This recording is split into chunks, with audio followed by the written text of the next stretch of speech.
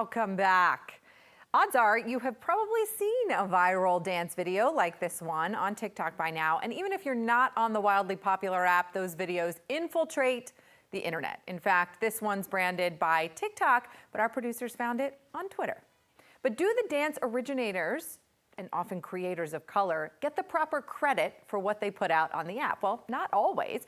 And now some content creators are turning to copyright law for a little help, or at least trying to. Joining us now is Bloomberg Law's reporter, Riddhi Sethi, who's done excellent reporting on this issue. She did a deep dive. She talked to creators. So really interested to get your insights here. You start off your reporting talking about someone named Brian Efron.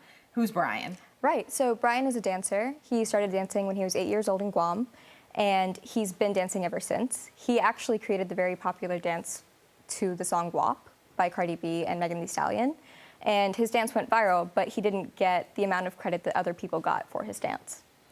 And when we're talking about didn't get credit that other people got, I think he got somewhere near 100 million, but there are people who stole his dance that did 300 million, is that right? Right, so other creators on the app also did the dance and got closer to 300 million. 3 times the amount of attention and eyeballs. That is worth a lot of money on TikTok, where brands and others are willing to pay a lot of money here. All right, so they're all turning maybe to copyright law, but that's a really old law that started like in the 18th century. We're talking 1790. This law could use some updating, but what is the lay of the legal land here? What are they turning to for copyright law? Are these dances copyrightable, and what does the law say? Yeah, so the most recent 1976 update allows for copyright for choreography, but there isn't too much guidance in anything else regarding what kind of choreography, and it definitely doesn't accommodate for apps like TikTok that just came out relatively recently in comparison.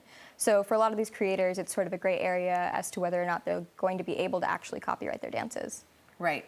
I would think that would be difficult as a copyright lawyer to figure out, you know, is it something that takes a lot of time and hours to put together, or even something that's kind of off the cuff? Is there a difference under the law right now? So there's a lot of different considerations when it comes to whether you're able to copyright a choreography.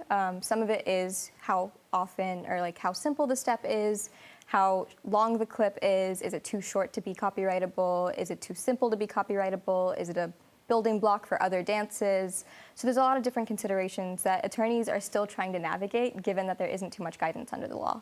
And are these types of issues coming up more for creators of color?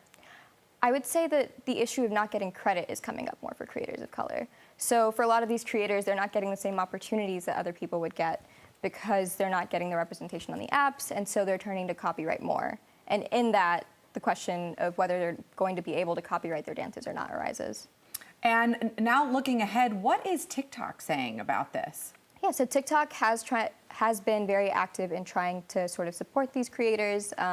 There are some debates as to whether or not all of these attempts are successful, but they most recently launched a video app or video button that lets you credit a creator within your caption. So you can add their video into the original, and when someone's watching your video, they can click on it and see the person that created it in the first place. I actually saw this just come up. We all kind of were wrapped by Bama Rush TikTok, where a lot of the girls were actually doing some of these dances that may be subject to copyright in the future. And there were even some comments below of individuals saying, are you going to credit the dancer here or the original creator here? Right. Or sometimes the sorority would automatically credit. So we're seeing that play out in real time with at least that viral moment. But we're also seeing some groups, some funding getting put together for copyright experts or teams who are looking at making sure these creators are protected or can seek copyright if that's something they're interested in. Can you tell me a little bit about that? I think Beyonce's name came up, right? Of course, yeah. So Shaquille Knight, who created a foundation to help young creators copyright their content, he's the first person to copyright content, and he copyrighted his dance Single Ladies to Beyonce. And he's working very actively, especially with creators of color, to help them sort of navigate being able to get credit for their work and being able to really make a profit of the things that they're responsible for creating. And what about Congress? Is there any interest here in lobbying Congress, or are the creators thinking about trying to get the law changed? Or are they mostly trying to navigate the system that they're in right now and see how the court cases play out?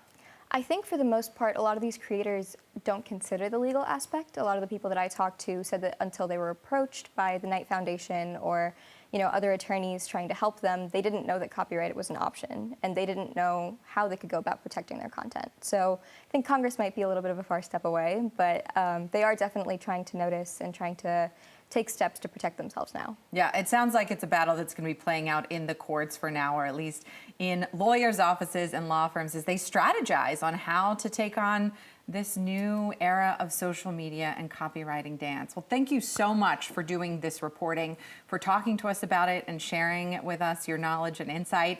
This is something we're going to keep an eye on in the courts as it evolves, so we'd like to have you back and join us next time as we talk about it.